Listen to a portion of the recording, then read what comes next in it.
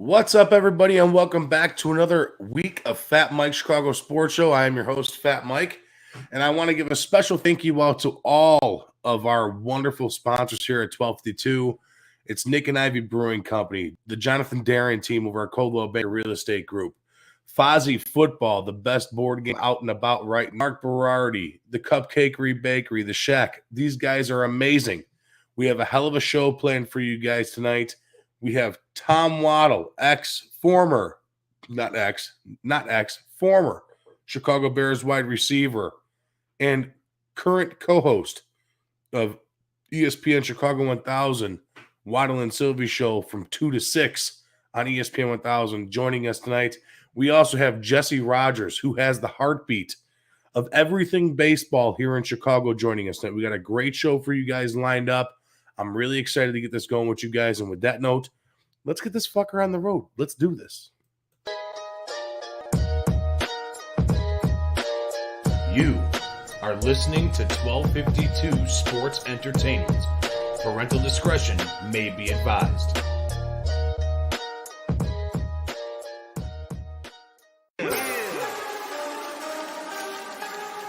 Woo!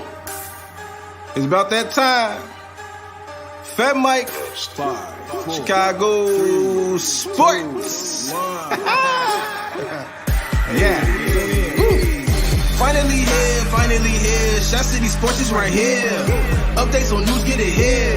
No rumors, cause we keep it real. FatMike. Sit back, relax, sugar beer one of them nights.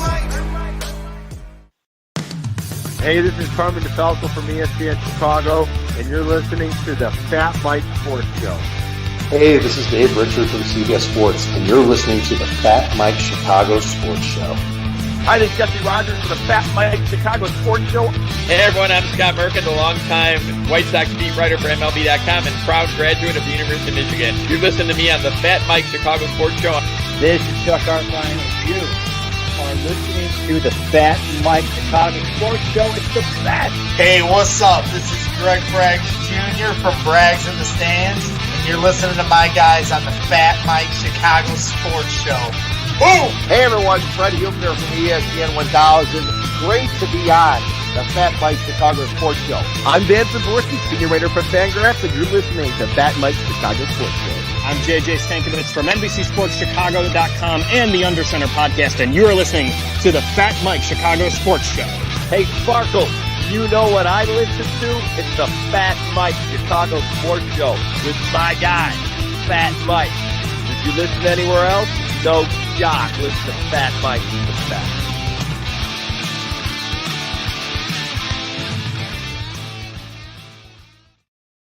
What's up, everybody, and welcome back to another episode of the FatMike Chicago Sports Show. I am your host, Fat Mike, and we got a lot to get into tonight, and I'm really excited to have everybody here with us. I really do appreciate it. We are live and interactive tonight, so any questions or comments that you guys have going on through us, make sure you guys come on in and chime away. It's going to be a great night. It's going to be a lot of fun. Make sure you guys chime in and chime away. Guys, we're hanging out here all night with us.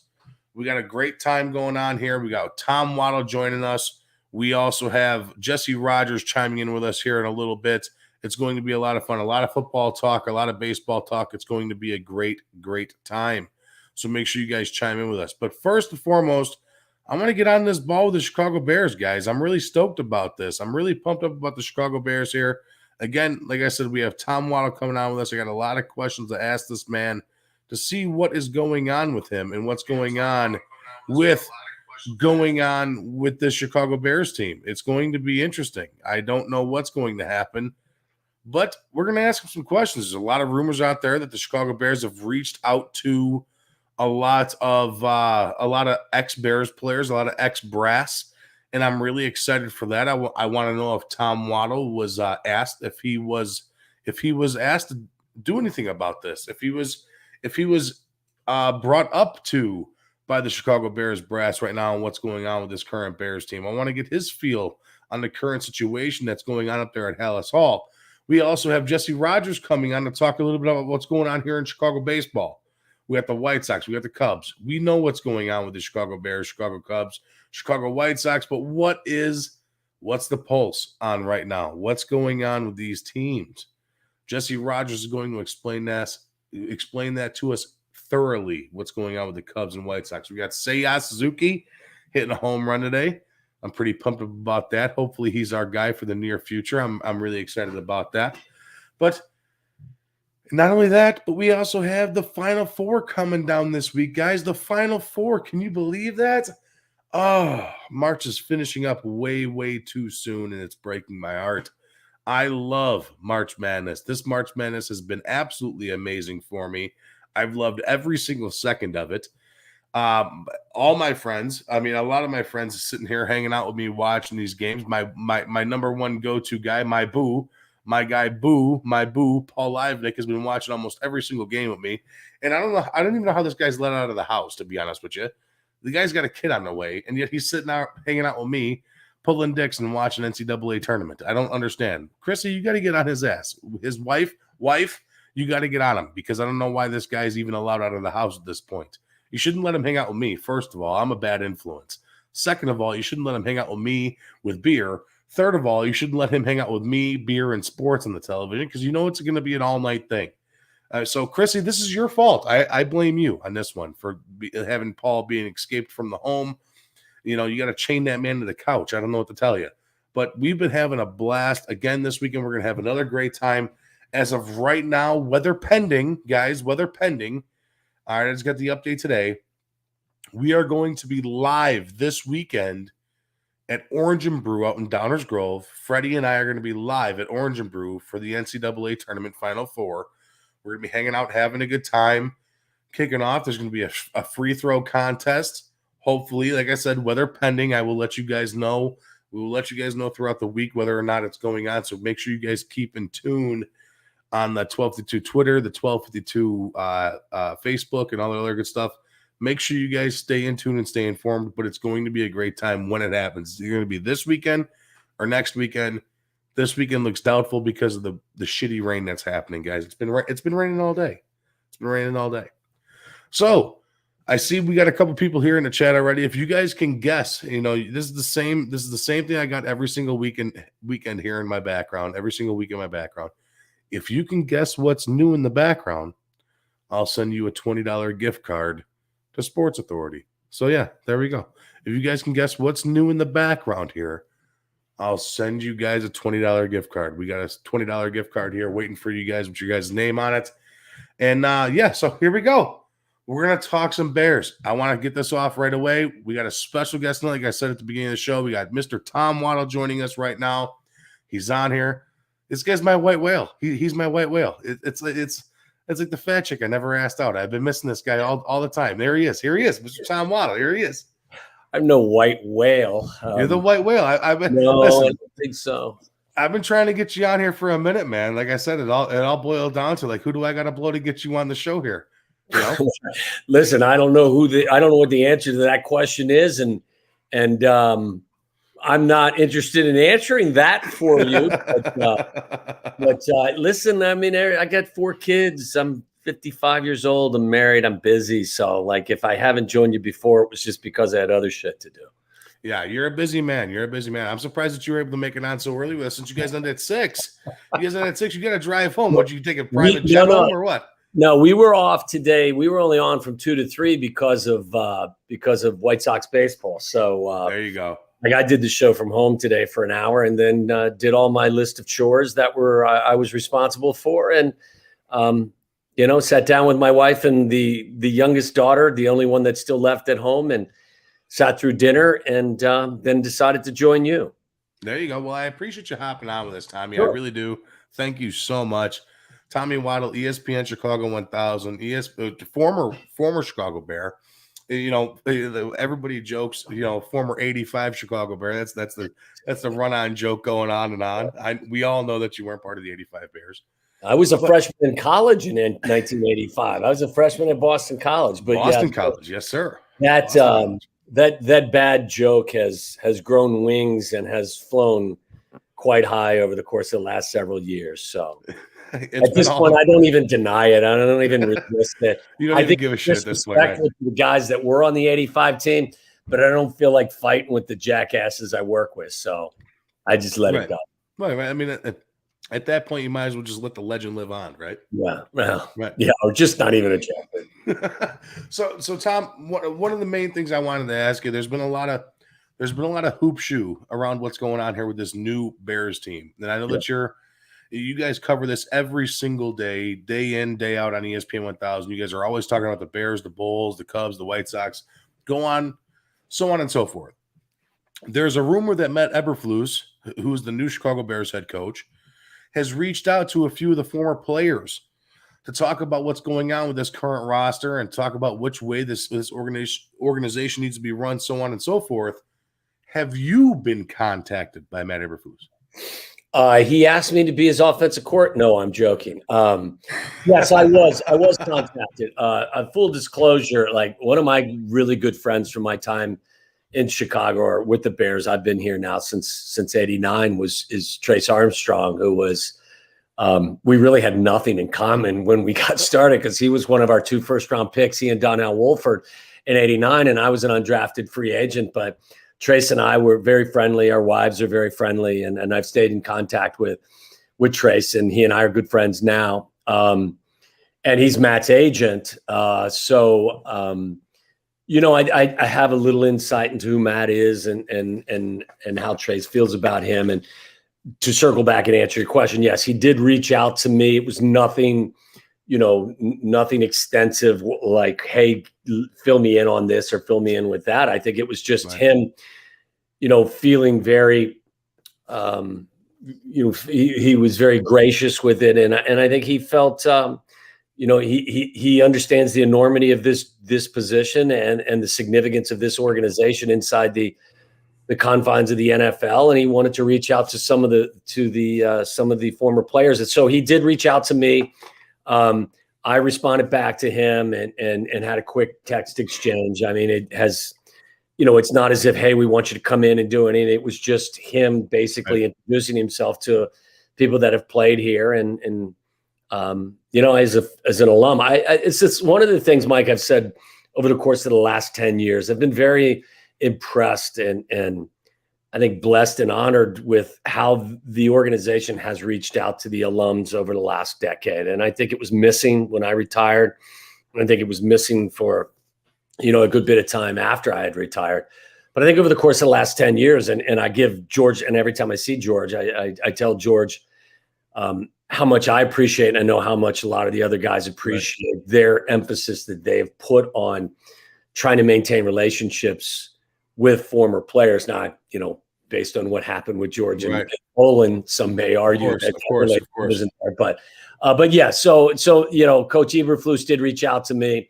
It was nothing extensive, but I'm excited to meet him in person. I'm excited to see what he has in store. Now, you say you really engaged with George and how he reaches out to you guys and how you appreciate that he engages out to you guys. A few months back, I think it was last April, we had Jim McMahon on here on 1252 Sports. It kind of made national headlines here, and I'm not trying to throw you under the bus or anything like that. So if you don't want to answer, just tell me to go eat a bag of dicks. It's fine. But like we had Jim McMahon on here, and he said this: Chicago is where quarterbacks go to die, and the best organization that he played was with the Green Bay Packers. That he said that right here with us on 1252. Has it changed? Obviously, you said the last decade or so, it's changed here in the Chicago aspect of things, where they've been reaching out to players and stuff like that. Is that still a thing? I think it is. I mean, listen, I'm not going to speak for Jim. I think Jim's experience is unique of course, between him and the organization, the same way mine is with others.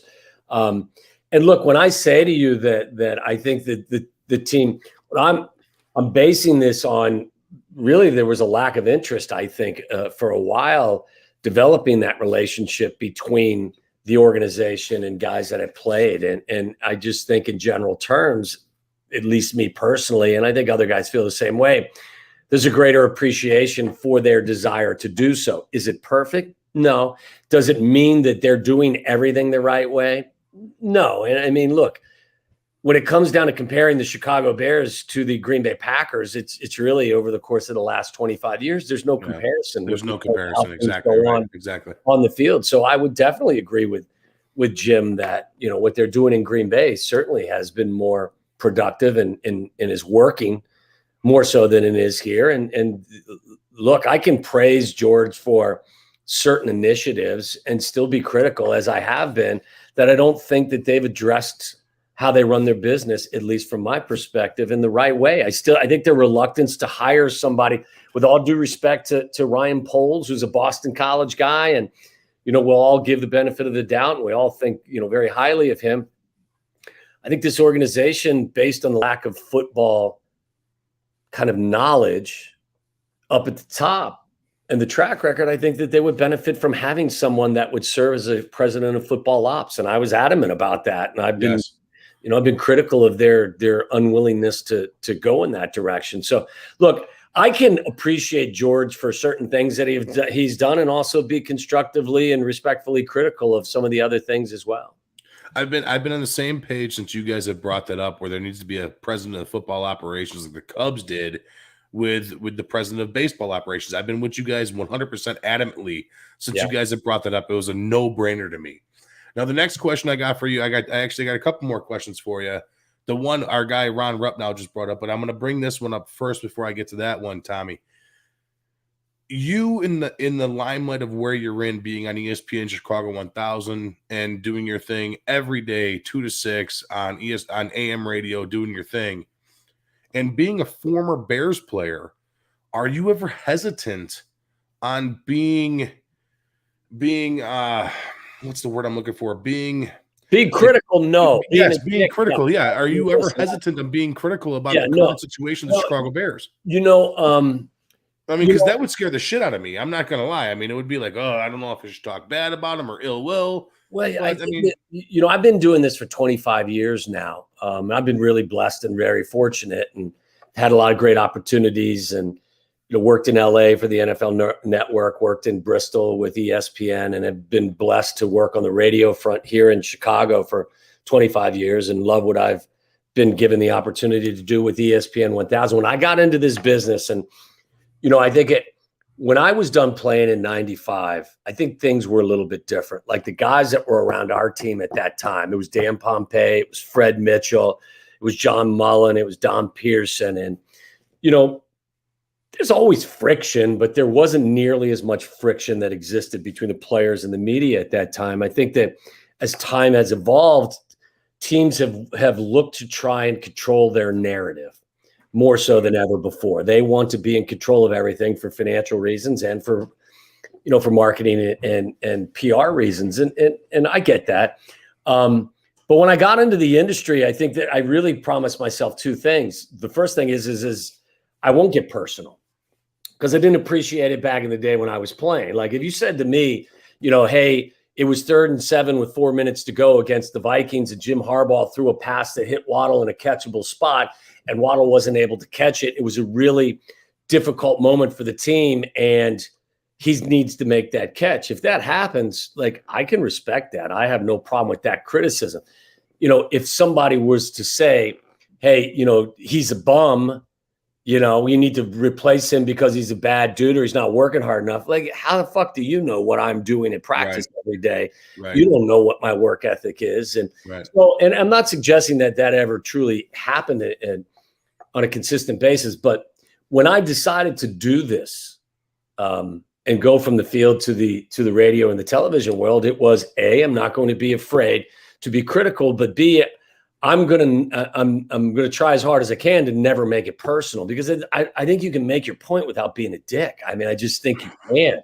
Like, I mean, I think the easy route, the low hanging fruit, is to be a dick. That's where I come in. Yeah, that's where I come in. But listen, and to each their own. I mean, I think there's I think that, and I think there's a difference. I mean, like. And I don't mean that in a, it's not in a class system, but right. No, I get what you're saying. Like I don't come on the air and say, well, it's this way because I played and you didn't play. No, I mean, look, Bill Belichick never played in the NFL. Bill Belichick's the greatest football coach that's ever lived. So, like, you don't have to play in the league to be a good coach or a good commentator, a good broadcaster. But like, I don't struggle to, like, I feel comfortable there have been times when I've gone home and said, you know what, maybe I was a little too personal with that. It hasn't happened much over the course of the last several years because, like, and look, it's tough to take the approach that I take it sometimes because the audience has a thirst and has an appetite for you to be, one of these guys that will make an outrageous comment or that will pick a fight. That's just not me. I mean, that's not how I was as a player. That's not who I am as a human being. It's not how I am as a player or a broadcaster. And I don't tell you that I'm right. I'm not telling you that people do it differently or wrong. That's just what's works. It's what works for me. And I'm kind of, made that commitment to myself that if I'm going to get into this industry, I'm not going to be afraid to be critical, but there's no reason for me to step over the line and tell you that somebody's a bad guy or try to get personal. So, right. Of course. So the next question I wanted to bring up to you, Tom, was our buddy Ron kind of took the words out of my mouth here, and I'm going to put it up on the board here. How long do you see the new Ryan and Matt to turn things around? How much time will the fans support them? I think they have more time than, the time frame that exists for them to turn things around is significantly longer than I think that the leash that the fans will give them is. And I don't blame them. I mean, look, I've been critical of this team for a very long time. Like Ryan, I've said this a bunch. I don't mean to cut you off, but the one thing I love about you, Tom, is you're not a blowhard. You're not that typical Bears meathead fan that we deal with on a daily basis, where it's every year they're making the fucking Super Bowl. We've all got our role in, and like I have no problem with fans being pissed off and wanting more and like, look, if you want to boo. Like I've always said that. Like I'm not one of these guys that stands up and says, you don't know how hard this job is. It's fucking hard, but like you have every right. If you go to that game and you're paying hard-earned money and you're paying $180 for a ticket, you don't like what you see, boo your ass off. I would advise you to don't be a douche. Be someone. If you can boo respectfully, try to boo respectfully. Me and like 8 of my buddies went out to Cleveland this year. It was honestly the worst Bears game I've ever watched, attended, or seen live in my entire life. Yeah. It was the worst fucking Bear game I've ever been to. Yeah, and that in that mindset, and like my pops is an old man. He's 67 years old. All right, my old man's he's an old guy. He's only 12 years older than me. But you're a baby compared to him. All right, he remembers when you were a rookie. All right, he remembers when you were a rookie. All right, I understand his concept now, where it's a waste of time going to a live event, a live sports game, when you have the best seat in your house. You don't have to get up and wait in line to take a piss.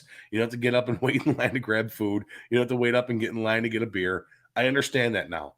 And it's so hard nowadays to watch this team. So the critical Bears fans are the ones that I more click to, because that's where I'm at nowadays. Yeah. I think going to the games, I think I've only been to 3 or 4 games since I retired in 95. And like, it's just, crowds, I get claustrophobic, and I agree with you. Like, I think I see the game better from my couch than I do from watching it in the stands. But, I think I don't have any, I can't criticize the fans for being upset and angry. And again, like I said, I would suggest, if you can do it, boo with some sort of class. I'm not going to tell you shouldn't boo, but don't be calling, don't be using, stupid names and insulting people and being, personally. Don't be calling the guys on a Monday morning and being a bunch of jerk offs. Mike, I've lived by a certain policy in my entire life that transcends, what I do for a living and what I've done before. Don't be a dick. Like in life, if you live by the policy of don't be a dick, if you can follow that, that policy pretty closely, I think your life is,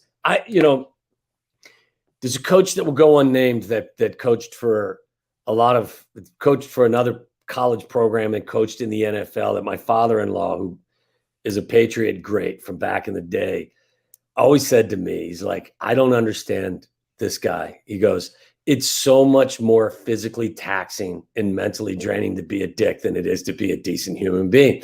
And like, it really resonated with me when my father-in-law said that. And I think it's a good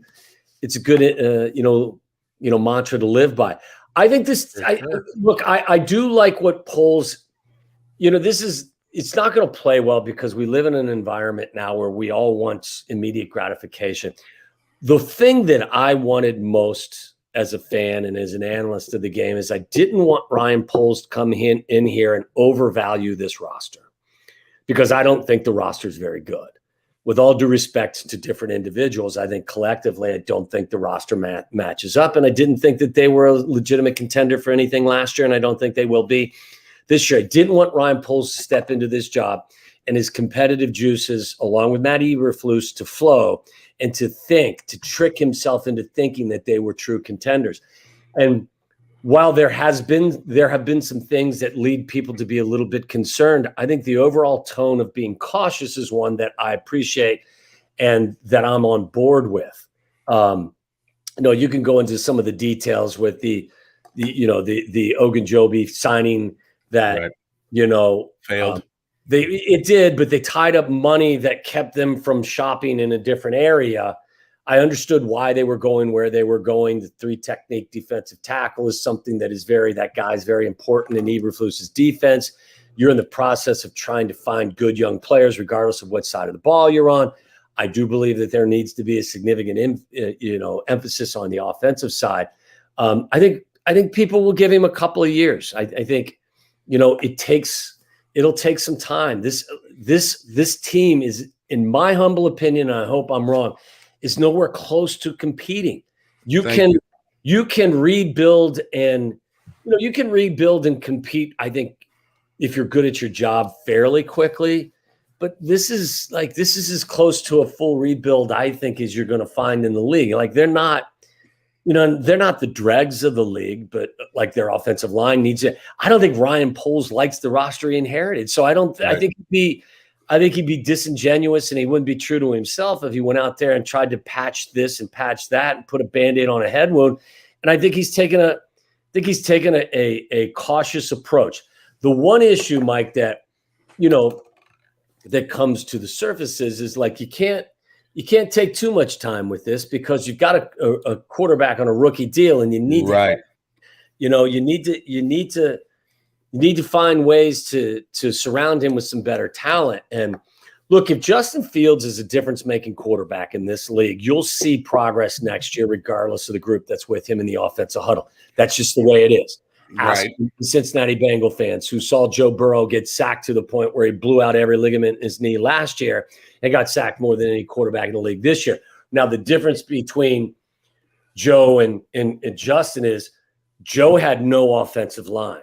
Right. Joe had a ton of weapons on the edge. So exactly. Like the comparison I make with people or with this concept is look, you can be deficient in one, but if you're deficient in both, you're hurting. You're setting your quarterback up to fail. Like, look at Houston with Deshaun Watson in early years. Look at Burrow in Cincinnati the last few years.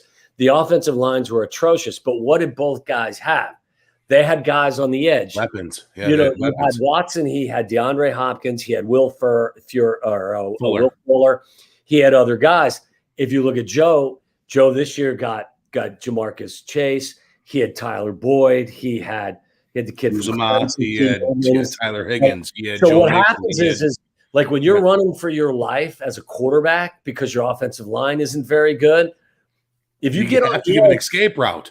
Well, yes, not just that, but if your receivers can create separation, you can make chicken salad out of chicken shit. Right. But if you're on the edge running for your life and you don't have the components out on the edge the way that Deshaun Watson did early and that Joe Burrow did with Cincinnati, now you're on the edge running for your life. And if your receivers and tight ends can't create space, you get no window to throw the ball into. Fucking A. So that's where, you're not going to solve both problems immediately. It will take time.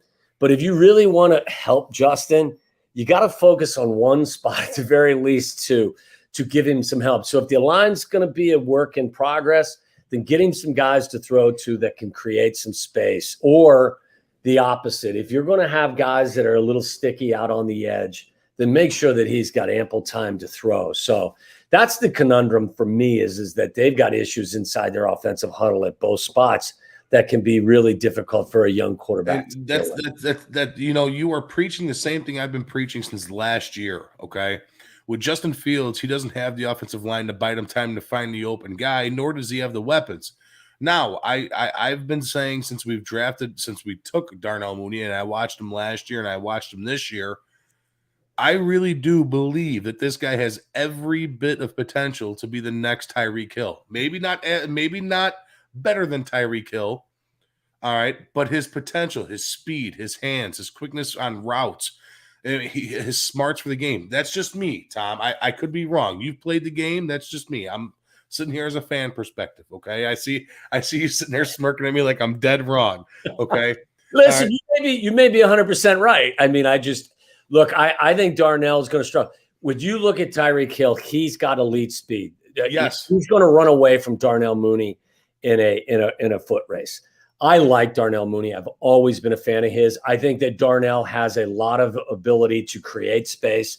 I think he's quick. I think he's got wiggle. Tom, I don't mean to cut you off. We just got some breaking news here. Bruce Arians has just retired, and Todd Bowles is taking over as head coach. This is not a drill from our guy Alan Bratcher over here at 1252. I don't know fuck Tampa Bay. We're not here about Tampa Bay. Well, you know what? On that note, though, I mean, it really is interesting. I thought part of the reason why, if you believe what you hear inside some circles, that one of the reasons why Tom walked away was that there was a little bit of friction that existed between him and Bruce Arians, and that the friction didn't exist between himself and Byron Leftwich. Look, Bruce Arians has had some health issues over the years. I'm not suggesting, I have no idea if that's the case, the reason why he stepped away.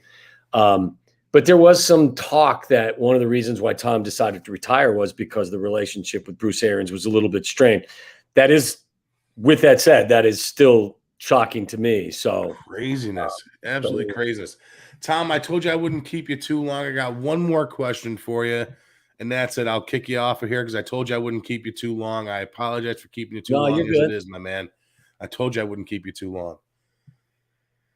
One of the things I've been saying since this last year after we watched Justin Fields, the Matt Nagy progress and all that other good stuff, it's been a disaster. This year was terrible for Justin Fields, and I don't feel obligated or necessary to give him a grade on this year alone.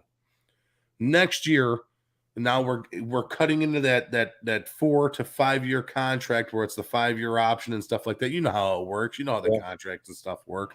It's 4 years with a 5-year option on a rookie deal.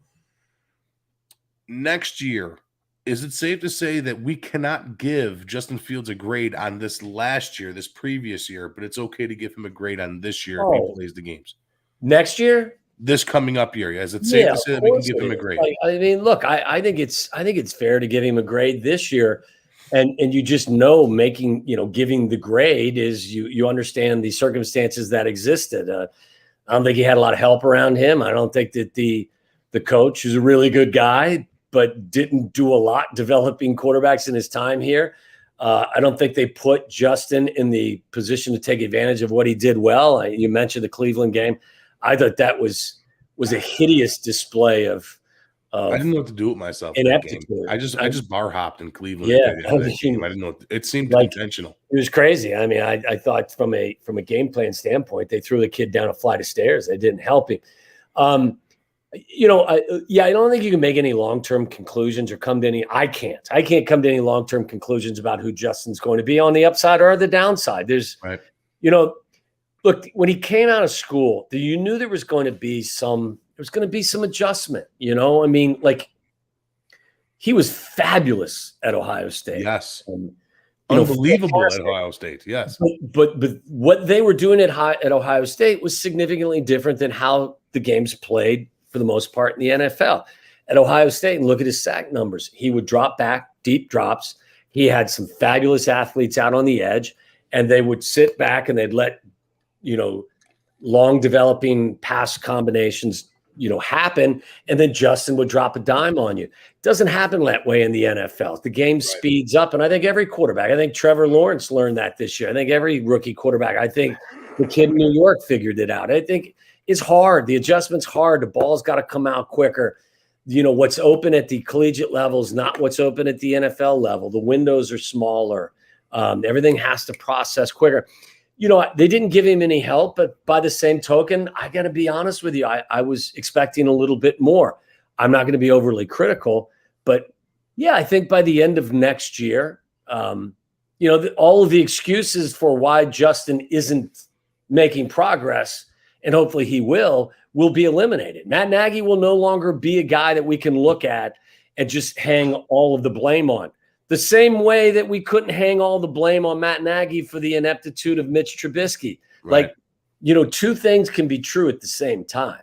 Mitch isn't a difference-making quarterback, and Matt's not a very good developer of quarterback. Exactly. The people that want to have this linear conversation about only one thing can be true, I think you're crazy. I think both things can be true. So, look, I full disclosure, I think Justin's going to be a really good player.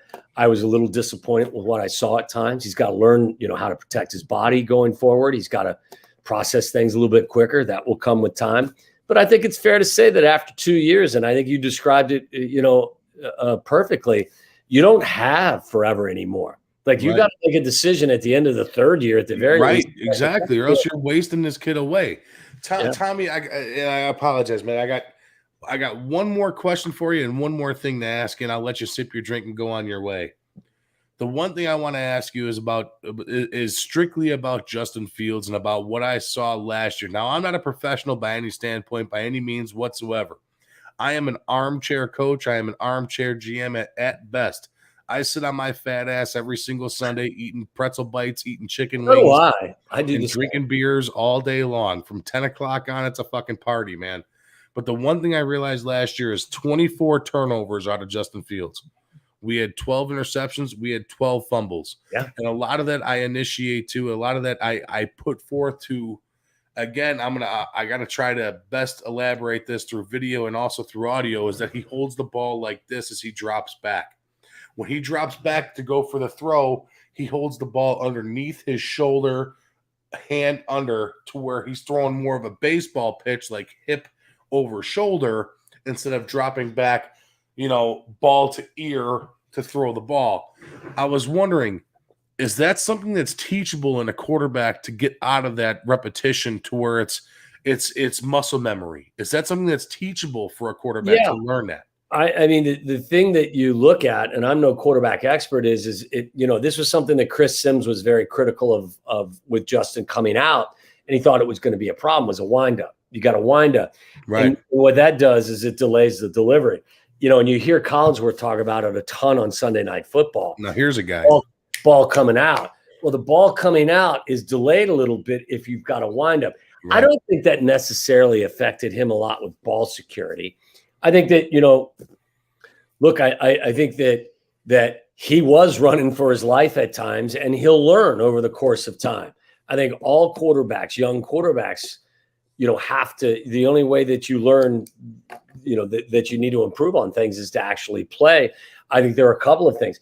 Ball security is something that he's got to really focus on. It was something that was a problem with Jay Cutler going back years and years ago, was ball security, not just decision-making, but the fumbles in the pocket. You can't carry the ball low. You have to carry the ball up high to make sure that when the pass rush does come to you, there is some security that is there. And I think the other thing for Justin, not just for taking care of the football, is taking care of his body. Like, he exposed himself to a lot of physical, punishment last year. And as they say, the old football, saying is the best, ability is availability. And look, Justin missed some games last year because he was injured, in large part because of kind of a reckless way of playing the game. I think he'll learn. That'll be something in year 2 where you'll see dramatic improvement with ball security and his ability and his desire to protect himself.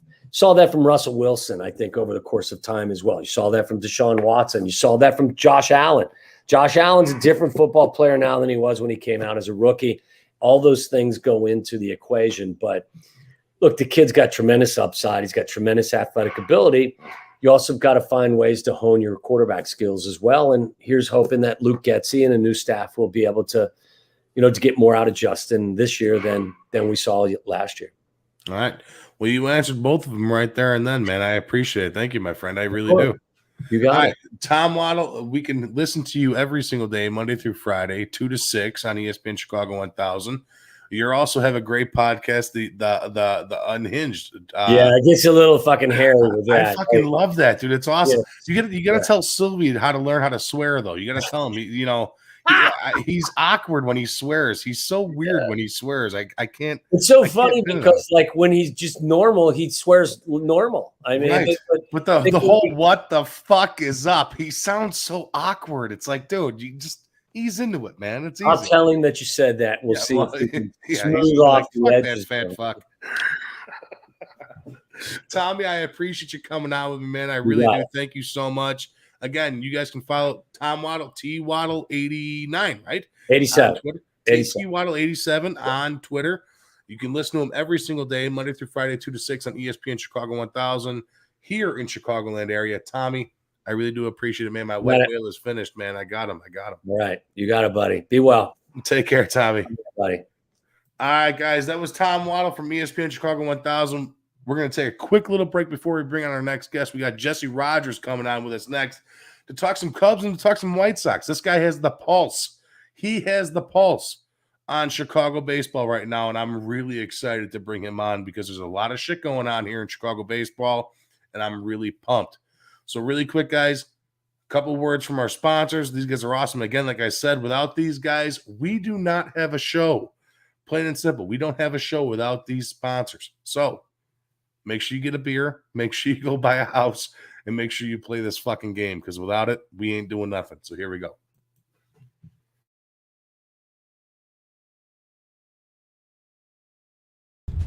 Hello, this is Paul from Nick and Ivy Brewing Company. We are located at 1026 South State Street in historic downtown Lockport, Illinois. We are very excited to be partnering up with the Fat Mike Chicago Sports Show as well as the 1252 brand because we are one of the few Chicagoland breweries that embrace sports and sports culture. Come in for a fresh brewed beer made right here in Lockport while catching the game of your favorite team. Stay for the live music that we have booked every weekend. Or just come for a cozy atmosphere to enjoy a good conversation with a friend, loved one, or complete stranger. Nick and Ivy makes you feel right at home no matter what the occasion is. Follow us on Instagram and Facebook by searching for Nick and Ivy Brewing Company. Visit our website for our up-to-date tap list or to go shopping on our online store at nickivybrewing.com. That's Nikivy brewing.com. Come in today for a fresh brewed beer born and raised in Lockport, Illinois.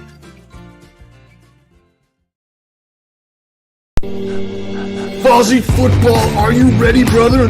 Real football action on a glossy game surface played shuffle style. Slide a shuffle puck at pass or run targets, and a free mobile app keeps track of every game detail. Easy to learn, but this game of skill is difficult to master. Take care of the ball or turnovers will kill your drive. The game is guaranteed to get your competitive fire burning, and it's perfectly sized to take anywhere. The park, a barbecue, your next tailgate, or fun at home on game nights. Fozzie football is simply the best, most realistic and competitive game of football available anywhere. Add defense when your skill improves and take the game to the next level. The perfect mix of fast action and real football drama, where a last-second Hail Mary can break hearts or make champions.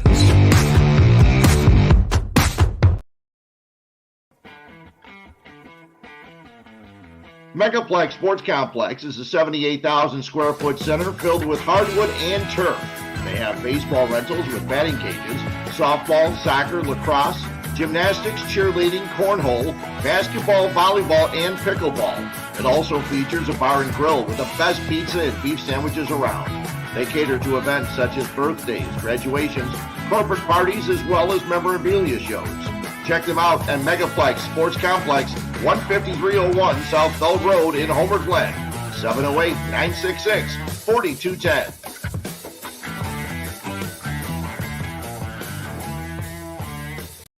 Hi, I'm Jonathan Darren, licensed real estate broker with Coldwell Banker Real Estate Group in Homer Glen.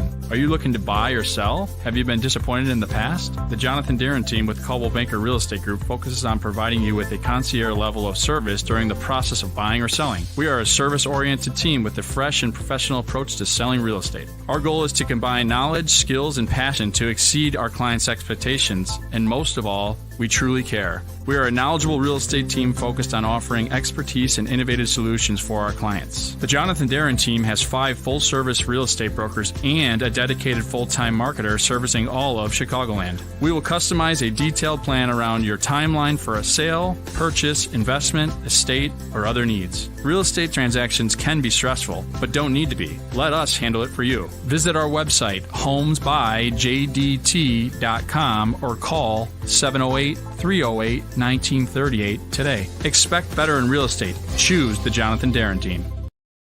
All right, guys, and I'm back. Welcome back. We got another great guest joining us tonight. Jesse Rogers is hopping on with us, and I'm really excited to talk to Jesse as well. Jesse, thank you so much for taking the time out of your busy day. I know you're fucking swamped down there dealing with Cubs and Sox, doing all you got to do. I don't know where to start, man. I'm going to start with my beloved. I'm going to start with my Cubbies right back here, man. I'm going to start with my Well, I'm going to make you feel bad. I'm in Florida, and I just saw Schwarber today, Baez today. I'm going to see Rizzo tomorrow. Yeah. Castellanos I was talking to today and yesterday. It's crazy. A lot of ex-Cubs out there and good players, too. Oh, yeah, definitely, for sure. Definitely, for sure. That's the one guy that I feel like the Cubs let it go away was Castellanos. I would still love to have this guy in the Cubs roster. He is a professional hitter and just a winner. I mean, he wants to be a winner. He hasn't really been on a big-time winning team yet. This Phillies team is stacked. Back in the day when he was on Detroit, I thought he was J.D. Martinez 2.0. Yeah, he pretty much is. I mean, really all he wants to do is win because his game is there. He's got his money. His game is great. He's perennial silver slugger MVP kind of guy. Maybe he hasn't, hit that huge year yet, but it's been big years basically over the last 5, especially since being, traded out of Detroit where the balls go to die. Absolute stud. I love Nicholas Castellanos. So let's get started here. I told you I wouldn't keep you too long. Sorry that we're getting to you a little bit late. We ran a little bit long with Tommy. Oh, screw Waddle. Screw Waddle. But no, Jesse, I want to talk some Cubs and White Sox with you, my man. Yeah. We let's start with the Cubs, my beloved here. All right, we'll get to the team that I despise, the White Sox, but I got to talk about them. You know what I mean? But we'll talk about my Cubs here. And over the last couple of weeks, I've heard you reiterating and regurgitating the same word over and over and over again, and it's inventory. Yeah, I knew you were going to say that. Yeah, inventory. Yeah. Well, think about it. I mean, their outfield is basically inventory after Suzuki, right? It's Jason Hayward, it's Ian Happ. He's more than just inventory, but it's Ortega, it's Clint Frazier. It's not Brennan Davis just yet. I mean, I predict that, I don't know, by July 1st, maybe 2/3 of the outfield will be different. Suzuki will be there. I'm talking about regular kind of players. Right. I don't know where Ian Happ will be, but maybe he's still there. But Brennan Davis should be up here midsummer for sure. But right now it's inventory there. It's kind of inventory on the pitching staff. We kind of know their starters, at least the front end, back end a little bit up in the air, bullpen a little bit up in the air. So it really is a bunch of inventory right now for the most part.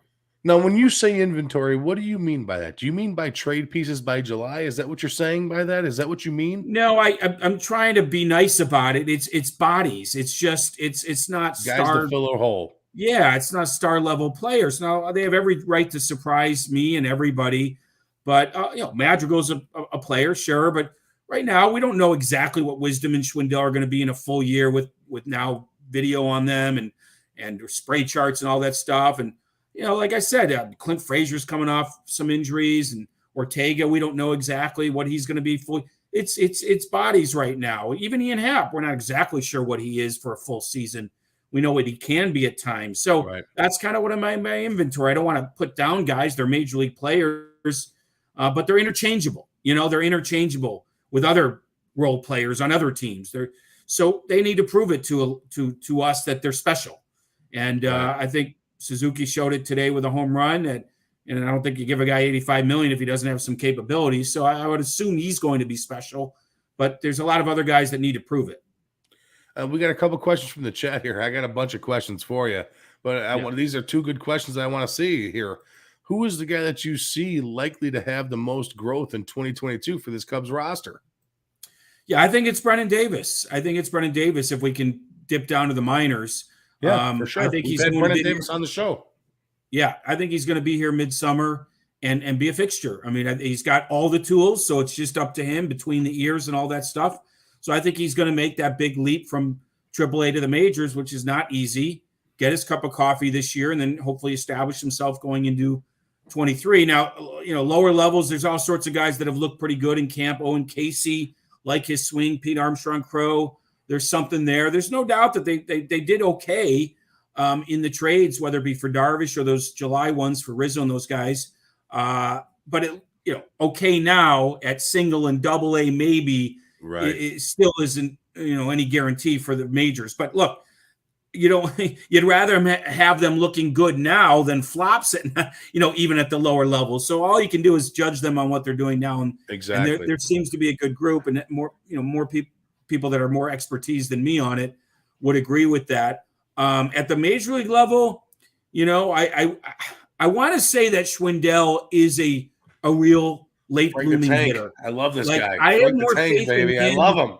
Yeah, I have more faith in him than like sort of Wisdom following up. Like Wisdom might run into a bunch of homers, but I Schwindel can use all the fields. Like that could be a legitimate late bloomer. So I have a little bit more faith in him than some of the other guys that are older, like Ortega or Wisdom. I like that. I like that you're high on Frank the Tank, man. I like that guy. I like Frank Schwindel. Yeah, he's a little bit of a real hitter in there, not just some fly-by-night guy, even though he's a late bloomer. Right. So now the one thing that I've been questioning and I've been arguing, this is me and my family talk. We're a hometown show here, Jesse. I make it small. You know what I mean? Sure. My family and I bitch about this all the time. My dad's a diehard Cub fan, been a diehard Cub fan since way back in the day, right? Mm-hmm. But my youngest brother and I, Trevor, we laugh all the time. He's like, the Cubs are going to make the playoffs. The Cubs are going to make the playoffs. I'm like, you're out of your fucking mind if you think they're going to make the playoffs. And we have like a couple bets here back and forth. And the main reason I say that they're not going to make the playoffs is because of this starting rotation. All these guys throw 90 miles an hour. That's it. What's going on here? But look, they have success at that mileage. So you can't just say that the team as a Cub fan, is that something that I have to worry about? Is what the question I have, what I'm saying. I mean, there's some concern that they give up a lot of contact and their defense is just okay. I think just bigger picture. Look, they're in the right division if you want to make a case for them. If they were in the East or the West, they'd have no shot. But they do play the Pirates and Reds 36 times or whatever the number is. And so that, maybe they can get a bunch of wins there. But I don't see them better than Milwaukee and St. Louis unless Milwaukee has injuries on its pitching staff. I still think they're a little light in hitting. I think St. Louis is the class with or without Flaherty. They can afford one injury at least. Right. I don't see how – if they didn't make the playoffs last year with Rizzo, Baez, and all those guys, I don't know how anybody – I know they have the extra playoff spot now, but look, the Mets are loaded. The Phillies are loaded. There's two there that'll probably make it. Braves. The Dodgers are loaded. The Padres are loaded. The Giants, there's three possible there. And then the Cardinals and the Brewers, like they have to really beat out a team that – but it's not unheard of. I don't see it happening. So one thing that we've seen in this especially in this last offseason with Baez, Rizzo, Bryant, who else? Somebody else left. I forget. Schwarber a year ago. Schwarber, yeah. Thank you. Yeah. None of these guys got what they were expected to want. All the reports that we've heard, especially as a fan myself, hearing that like $300 million for Baez, $225 million for Rizzo, $300 million for Bryant. None of those guys got what supposedly they were expecting, correct? Did the Cubs win in these trades? I mean, ultimately, they may have won in terms of getting prospects for guys that were going to walk, but I think the players did fine. I think it's a little of a I don't know. I think people are not remembering things the right way. First of all, Baez never wanted $300 million or maybe $200 million, but that was back after his MVP season. Right. So add up the money he's made between then and now, then add 140, he's not that far off. You have to remember those offers or conversations were back basically in 2017. In 2017 is when most of these guys got these offers, but that's 3 or 4 years ago. So they made a lot of money. Yes, they didn't get $200-300 million offers now, but they're 30 years old. Right. If you add up all the money since 17, they're just fine. Rizzo's the one guy, and he knows it, that he bet on himself last year. I think he was a little upset that the Cubs didn't, show a little bit more respect. He was Mr. Cub, did all these things, was the voice in the locker room with the media. I think he expected, and maybe deservedly so, a few bucks for being Mr. Cub.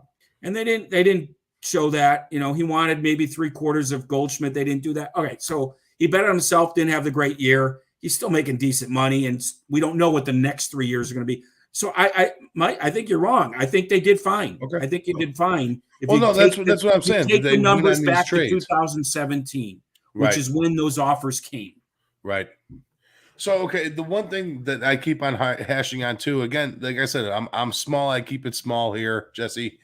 I talk. You're anything but small. Hey, that's my name, Fat Mike, baby. I appreciate it. I love it. That's all. I'm not looking. I'm just repeating your nickname. You're my guy, my man. You're my guy. So the one thing I want to say is, as a Cub fan, me sitting here, I'm a Cub fan first before I even go on the air and talk about this shit, Jesse. Mm-hmm. All right, so the one thing I'm thinking in my head as a Cub fan, I'm relying on the Cubs to have a successful season. Both Nico Horner at shortstop and Nick Madrigal at second base both have to play 140 games. Is that possible for either of these guys? Is that the testament for both of these players right now? That would mean a completely healthy season because everybody gets, a day off a week, and I don't know. Okay, so let's say 120 games. Yeah, I mean, look, they have to prove it. Your concerns are warranted. They're small guys. Horner got really tight last year. He really built himself tight muscles, and it impacted him. Right. I think they're both learning how to deal with playing Major League Baseball every day. So I think they have to prove it. I think Ross has to take care of them. I think they have to have a day off a week for sure, and find that right balance of being strong but not too tight. You want to be loose when you're playing. To be honest, this is not a game that you want your muscles all tightened up unless you're just the DH. Even Schwarber got into the right shape. Right. So I think your concerns are warranted now. And Andrelton Simmons is there too. So there'll be a rotation. There'll be a rotation. You're not going to see Madrigal and Horner, every single day at short and second. In fact, right. I don't know if Horner's an everyday shortstop at the major league level. He might be a really good utility guy, maybe even an outfielder. I don't know if he has the arm for short, long term. So I think they're best suited for a little bit of a rotation. Okay, and when I got two more questions about the Cubs before we move on to the Sox here. Mm-hmm. When do you see, and I think you touched on it a little bit earlier, when do you see Brennan Davis coming on up to the big league level? I think the latest will be August 1st, but I think closer to July 1st. I think, AAA All-Star game type of thing, there's a moment in time where it works. It could be when there's a Cub injury and you bring him up. Could be he makes the AAA All-Star team and then you bring him up. I think there's a moment midsummer that'll work. Maybe he struggles a little bit, needs some time, then he gets going. So that's where I say, I don't think it'll be a September call-up. I think he's here earlier than that. Okay. And then last question I got for you for this Cubs team. I know it's early. I know it's even before the PECOTA projections have come out. Where do you see this Cubs team finishing in the division roughly at their over-under? Where do you see them finishing out? No, I think they're pretty much a third-place team in that division. 80 and 82. Okay. Maybe you got them better right around 500. It's an easy prediction. Those other two teams, the Reds are a little bit better than the Pirates, but they're both beatable. And then you always play Milwaukee and St. Louis tough at times. Like, they'll get their wins. And I think they'll be a little bit of a streaky team. I think their starting rotation will be a little bit streaky. I see like 80 and 82. And frankly, in some ways, that could be knocking on the third wild card spot for all I know. But knocking on the door might mean 4 games out. Right. And, with 3 teams to battle, they're not going to be a 100-loss team. And I think that was the point Jed wanted, to keep it competitive while not ruining anything for the future. I think he's done an okay job of that, but we'll see. I think April's going to be crazy. So don't judge April. I think there's going to be a lot of 10-10 teams after 20 games because of the injuries. And I do think we're going to see a bunch of trades here before the end of spring training. Oh, okay. You got him a lot higher than I do. I got him pegged at about 74 wins is where I got the Cubs at this year. That's me personally, and that's me being a diehard. You may not be wrong. I'm kind of projecting that rotation. You might. It's anywhere from I'd say 75 to 81 wins at most. Okay, somewhere in there. All right, now let's get on the hot team in town. Everybody know you cover both of them. You are on top of everything here. You get the pulse on everything Chicago baseball. The Chicago White Sox, though they haven't made too many moves, they've made some fucking moves. Like they've gotten some guys here, Joe Kelly and Josh Harrison, and they've brought in some guys to bolster this team a little bit more. You need the second baseman. You got a pain in the ass hitter, a guy that can play second all the time, who's universal in Josh Harrison. Albeit Joe Kelly's been a little injured, dinged up with his arm. He's a guy that you can throw in that bullpen. You can rely on when it need to be. This team's going to be a dangerous team. This team is ridiculous, Jesse. I mean, but the only thing that I have a question on right now is, do they still have too many DHs among this roster? No, I don't think that's a big problem. Vaughn has proven to be a decent outfielder, and Sheets is getting better. A year ago, I may not have said that, but I think they both proved a little bit something. It's a little wonky in left field, and Harrison isn't, he's not exactly 24 years old anymore. Right. Mikata can be kind of up and down a little bit. Even Anderson can be. Their defense is average. There's no doubt. The thing they have to do is cut down the run game. Now, maybe it won't show up to the playoffs again, but it certainly showed up against Houston. I mean, I think what happened against Houston was a microcosm of things. They didn't have enough left-handed hitting. Their starting pitching was a little short. And both those problems, I think, are potential to be there again this year. So I don't think they're the complete juggernaut. They're not fully formed. They're damn good. And if healthy, they'll probably put up enough runs to win the division. But I think there's still some work to be done, and you hold back some resources for July 31st. I still think they're short from the left side. I've been saying that for like 2 years now. I think it was proven in the playoffs. They disagree. They think the righties can be that much better against right-handed pitching. Now, Vaughn's a little banged up. That's not good. Sheets is a key because he can be the true left-handed slugger, but he's still young and he has to get there. Mikata hasn't proven to be that true, dangerous guy, and Grandel can be, but, Crane, but Sheets is the big slugger, so we'll see. I think there's some holes, but they're good enough to overcome them. And then you have to just wonder about October because there's some damn good teams in the American League. Do you think that they should have went after Schwarber in this offseason? Yes. I mean, it makes perfect sense for that White Sox lineup. It makes perfect sense. A guy that can actually play the field decently. And a guy that just he's not bad in left field, but just leave him as DH if you want, or switch him and Eloy. I mean, that's what the Phillies are doing. Phillies didn't have a problem bringing Castellanos and Schwarber. Right. The White Sox could have, had Eloy and Schwarber. Better pitching rotation than the Phillies do. The White Sox do. The bullpen's better. I think it's just all throughout the entire White Sox pitching rotation from Phillies rotation is pretty good. It's equal. Zach Wheeler's good. Kyle Gibson can be good. I forgot that they got Kyle Gibson. Yeah, everyone forgets about him. Yeah. Who else at the top there? I was just at Phillies camp. Even five guy Eflin's pretty good. Zach Eflin. Yep. Yeah, I think rotations are kind of equal, but the White Sox have a better bullpen. They rebuilt their bullpen from the right side. Think about their bullpen 2 years ago, Foster and all these guys, and it's completely different. Rightly so. That was not a good start to the year last year. They made up for it from the right side, but they needed to change guys, and they did. Who is that fifth starter for this White Sox rotation this year? Could it be Crochet or is it going to be Kopech? Yeah, it's Kopech. It's Kopech we'll for sure. Yeah, I mean Vince Velasquez is there. Ronaldo Lopez. You're going to need 6 or 7, right? Because of the late start to spring training, and because Kopech is new at this. they're going to need 6 to 7, if not more. Trust me on that. The short spring training is going to be very interesting for a lot of teams, especially starters, especially veteran starters. Look at Wade Miley. He's not ready. Let's hope that Lance Lynn's at his best.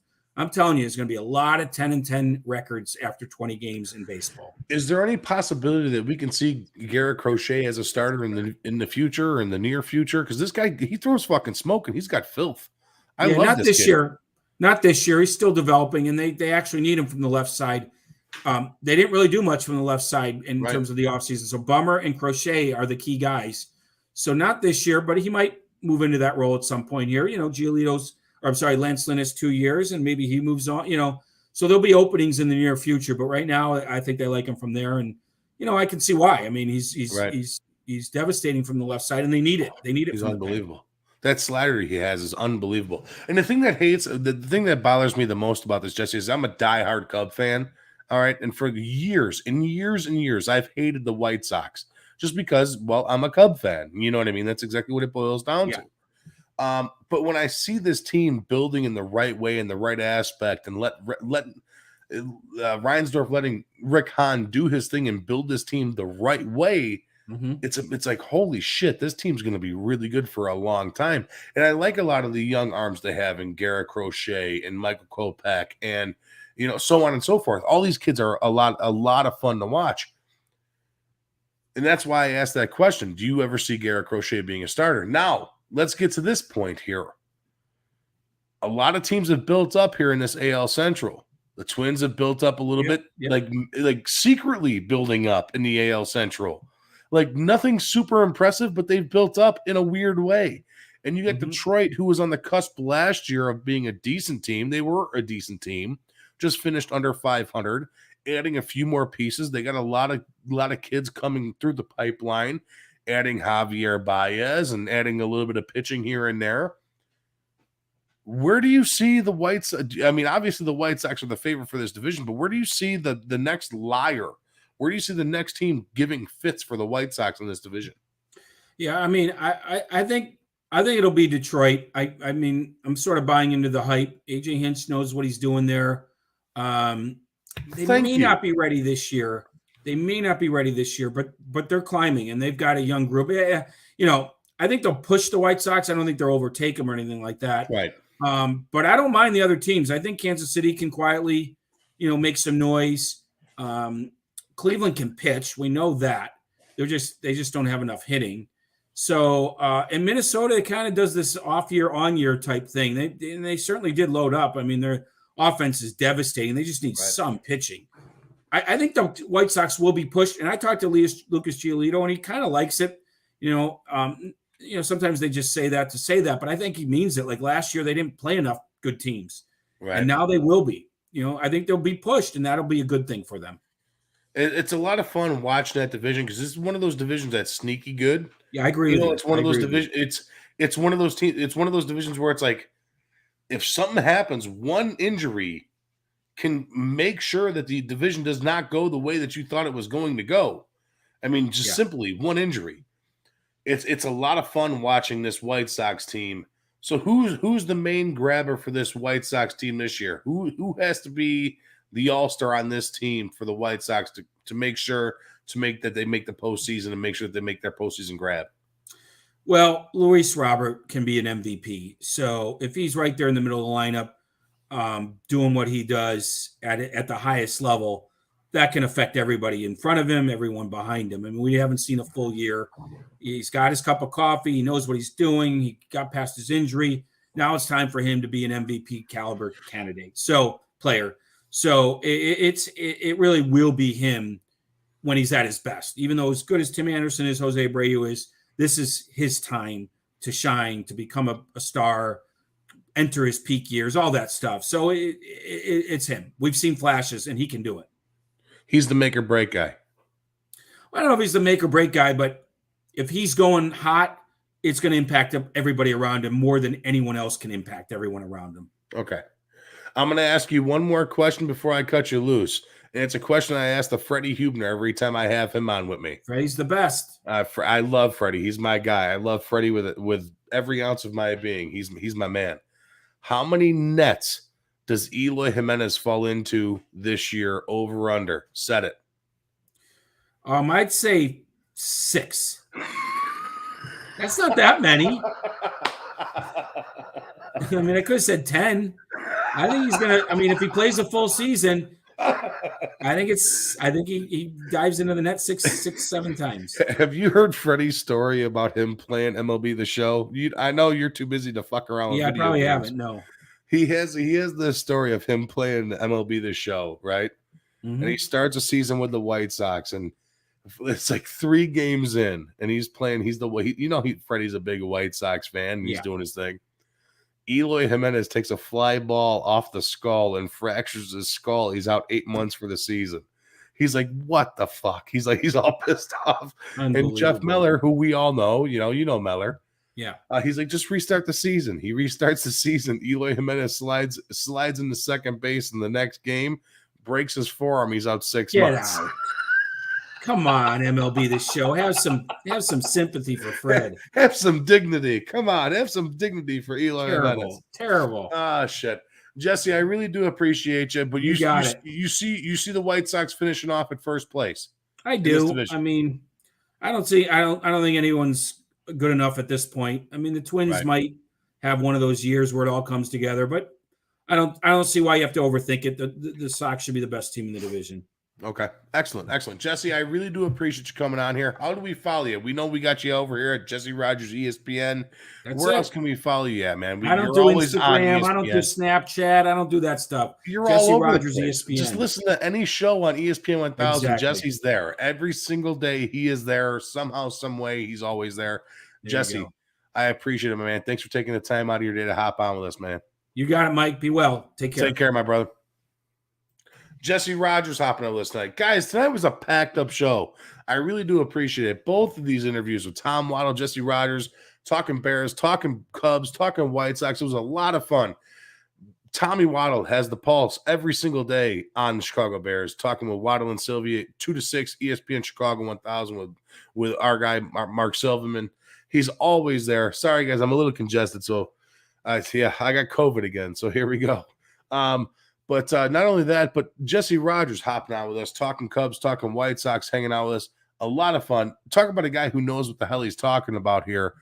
He is literally down there every single day of the week watching the Cubs, watching the White Sox, watching these pre-games, watching these preseason games, and getting a feel for these young players, this young talent. He's seeing guys like Brennan Davis and all these other young talented dudes on these rosters. And it's a lot of fun to bring it up to him. So it's cool, getting his insight on everything. So, yeah, thank you so much to both of those guys, both Tom Waddle and Jesse Rogers. Thank you for joining us so much. And, guys, we're going to take a quick little break before we hop into the tournament action. I'm sorry. I'm burping and I'm hiccuping like a crazy man. I will be back with you guys in 2 short minutes. So you guys just kind of hang on and stay close. Hey, Susie, thanks for hooking me up with the Fat Mike markdown on my insurance rates at State Farm. This is awesome. No, Mike. The Fat Mike markdown is not a real thing. I don't believe that for a second. Let me repay you the favor and tell you and all my friends about the Fat Mike markdown. Okay, well, that's just fine, considering that State Farm just gives everyone surprisingly great rates. You heard it here first, folks. So give Susie Sheehan over at State Farm Agency a call and ask for the Fat Mike markdown. It's the best. For the real deal, give us a call at 815-306-0184 or go to SusieSheehan.com to request a quote. My team at the Susie Sheehan Agency is here to help with all of your insurance needs for auto, home, and life, and we service Illinois and Indiana. Also, if you mention the Fat Mike markdown, $10 will be donated to a local charitable organization through our Quotes for Good program in your name.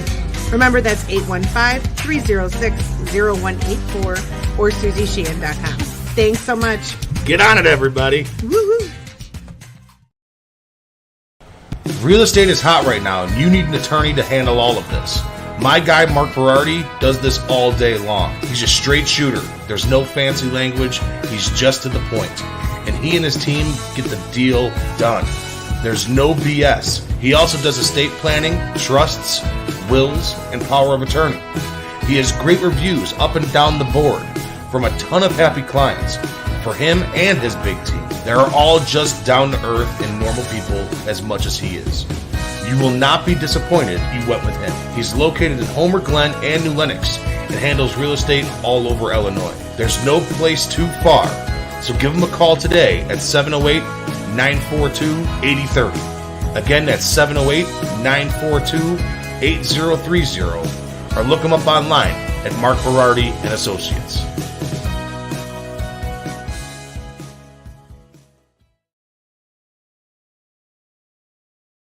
All right, and I'm back, everybody. We're talking some Final Four here this week, and it's going to be a fun time. Hopefully, fingers crossed, the weather holds up, and we are live and in person, me and Fred Hubner, back down over at Orange and Brew out in Downers Grove. We're going to have a great time down there. Hopefully, fingers crossed, everything is still set in stone. Weather pending, we got a great thing going on there. There's a free throw contest down there, which is going to be a lot of fun, and a bunch of Illini players, former Illini players down there hanging out with us, having a good time. But guys, it's the Final Four weekend here. We got Villanova against Kansas. We got Duke against UNC, both on Saturday. Both are going to be crazy.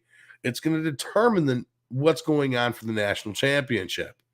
I'm going to make my stake right now. I think Kansas, they're good. They can score. I think Villanova's a fraud, I think, guys. I'm sorry. I think Villanova's a fraud. I'm taking Kansas over Villanova. And then Duke UNC, as much as it's going to break my buddy Paul's heart, I know he's a big-time Duke fan. And unfortunately for him, I'm sorry, Paul. I'm sorry. I hope Coach K shits the bed because I'm tired of seeing them in there. I'm really tired of seeing Duke in there. I hope that after Coach K retires, they're in the cellar for years. And I mean years. I mean 20 years minimum. I don't want to see them in the tournament even next year. So this year, I'm taking UNC. And my final for the NCAA championship is going to be Kansas-UNC. And in that game, I will take Kansas. That's my prediction, guys. It's probably going to fall short because everything I bet on, everything I make sure of is always shit in the bed. So that's where I'm going with this. But not only that, guys, every week on the Fat Mike Show, we do a really cool thing here. It's called Today in Sports History. And today in sports history, there's a lot of cool stuff. A lot of NCAA action, a lot of Stanley Cup action, believe it or not.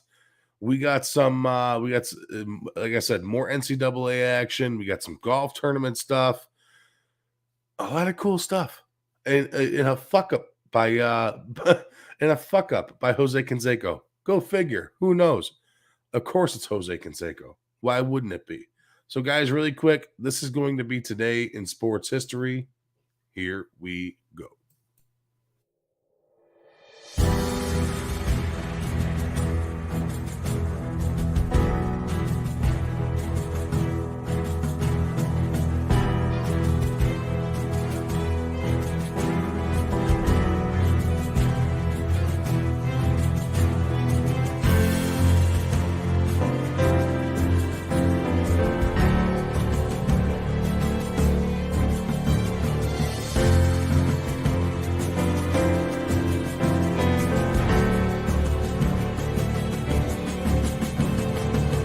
In sports history, there are records that are made to stand the test of time, and there are records that are meant to be broken. From hits, home runs, wins, and steals, to goals and assists and gold medals, passing yards, touchdowns, to receptions, dunks, points, rebounds, all with the same ultimate goal. That ultimate goal is being a winner and being a champion. This is Today in Sports History.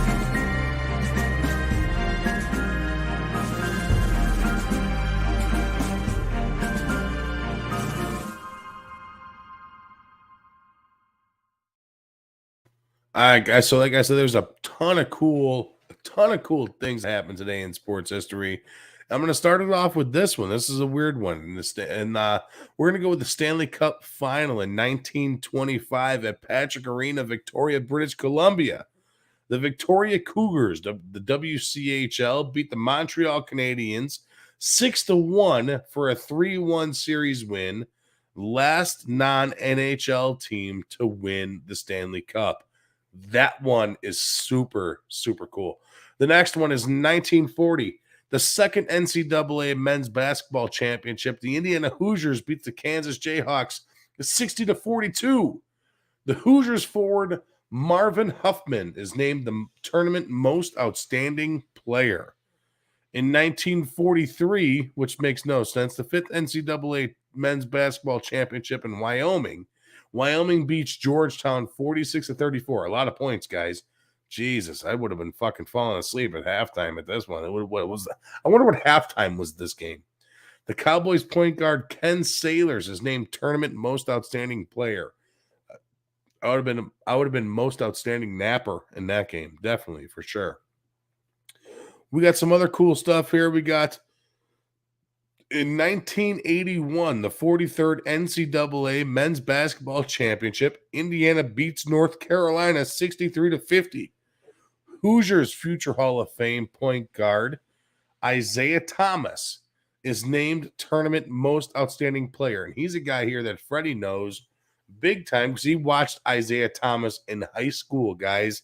Isaiah Thomas was scouted by Fred Hubner. Fred Hubner knew he was going to be big time before it ever happened. How about that? So we get in 1986, the PGA Tournament Players Championship at TPC Sawgrass. John Mahaffey wins by one stroke ahead of the runner-up, Larry Mize. That's a good one. That's a really good one. That's one of the most sought-out championships. If you watch it on YouTube, pull it up. It's unbelievable. The last 7 holes of that, the last 7 holes of that tournament are back and forth, and John Mahaffey wins it. So, in 1990, Jack Nicklaus makes his debut on the Senior Tour with a 71 1-under in the first round of the traditional Desert Mountain. He wins the event by 4 strokes over Gary Player. How cool is that? Jack Nicklaus coming out of retirement. Not coming out of retirement, but as an old man, whipping the shit out of Gary Player. Come on, it's Jack Nicklaus, guys. What do you expect? In 1992, a man accidentally backs into Oakland A's Jose Canseco $225,000 Lamborghini. Jose Canseco, of course you're in the news. It's Jose Canseco, guys. He's such a dick. He's such a fucking dildo. Whatever. It's Jose Canseco. Whatever. In 1996, the New York Mets beat the New York Yankees 5-3 in an exhibition game. I don't even know why that's on here. It shouldn't be on here. I don't know why that's such big news. In 1997, the PGA Championship TPC at Sawgrass. Steve Elkington of Australia leads wire to wire from beginning to end to win his second PC title, a record 7 strokes ahead of the runner-up, Scott Hochsche. How cool is that? A lot of golf stuff, guys. A lot of golf stuff. I know a couple of my fans here will like this because they're all about Olympics and swimming and stuff like that. In 2001, at 15 years, 9 months, American swimmer Michael Phelps breaks the 200-meter butterfly world record at the U.S. World Championship Trials in Austin, Texas. He becomes the youngest male to set a world mark. So, guys, Michael Phelps has been a badass forever, not just as of recent, not just as, like, in Olympics.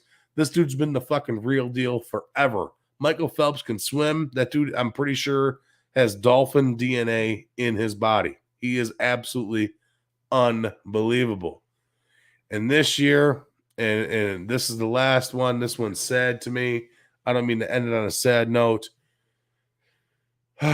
In 2020, International Olympic Committee announces postpone the 2020 Summer Olympics because of COVID.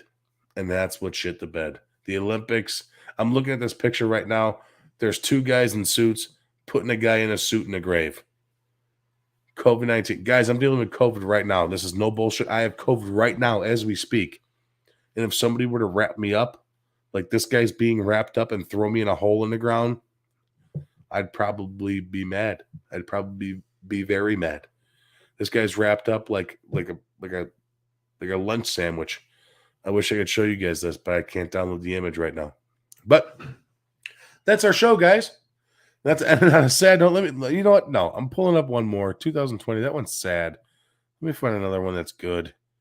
There we go. In 2003 PGA Players Championship, TPC at Sawgrass, Davis Love III shoots a final round of 64 to win his second players title, 6 strokes ahead of runners-up Jay Haas and Patrick Harrington.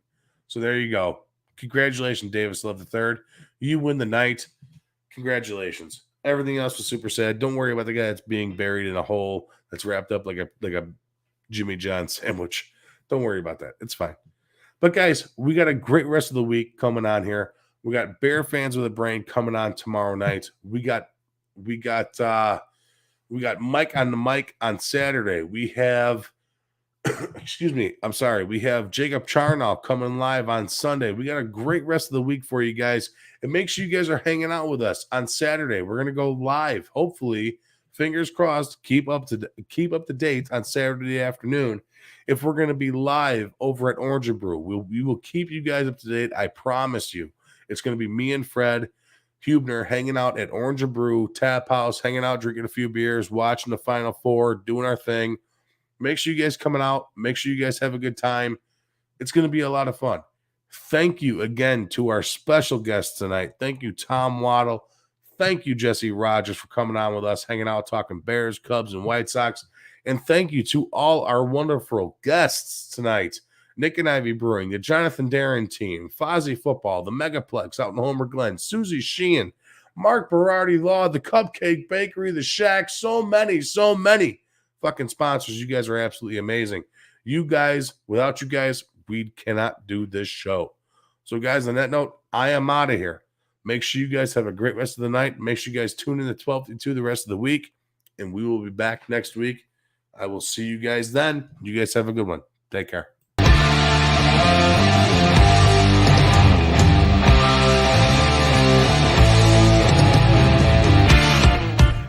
Thank you for listening to 1252 Sports Chicago.